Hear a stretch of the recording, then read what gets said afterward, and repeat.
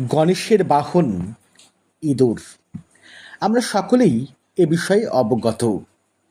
গজানন লম্বোদর গণেশ কেন ইঁদুরকে বাহন হিসাবে গ্রহণ করলেন?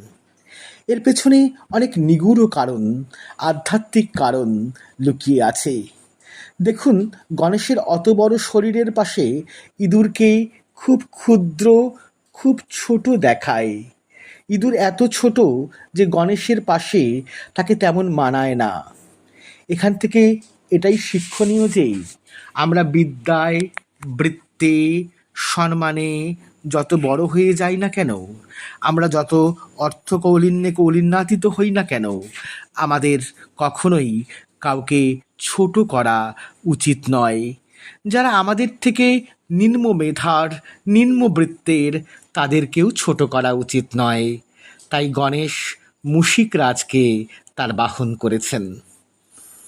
গণেশের এই মুশিক আসলে ক্রোঞ্চ গন্ধর্ব। গন্ধর্ব ক্রোঞ্চ মুনির শাপে ইঁদুরত্ব প্রাপ্ত হয়েছিল। পরে গণেশের কৃপায় এই শাপ মুক্তি হয়। আর গণেশ সেই কারণেও হয়তো ইঁদুরকে দয়া পরাবশে বাহন করেছেন। ইঁদুর সব কেটে ফেলে।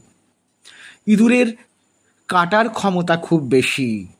যিনি সাধক, যিনি মূলাধার থেকে তার চেতনাকে সহস্রারের সহস্রদল পদ্মে নিয়ে গেছেন, তার এই ঊর্ধ্বরেতা চেতনা মায়ার সংসারকে পরিত্যাগ করে।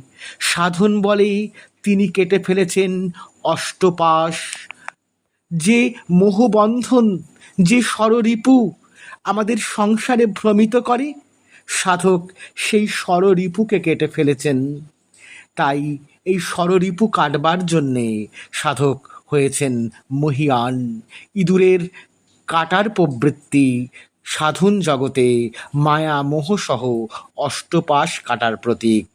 তাই গণেশ ইঁদুর বাহন।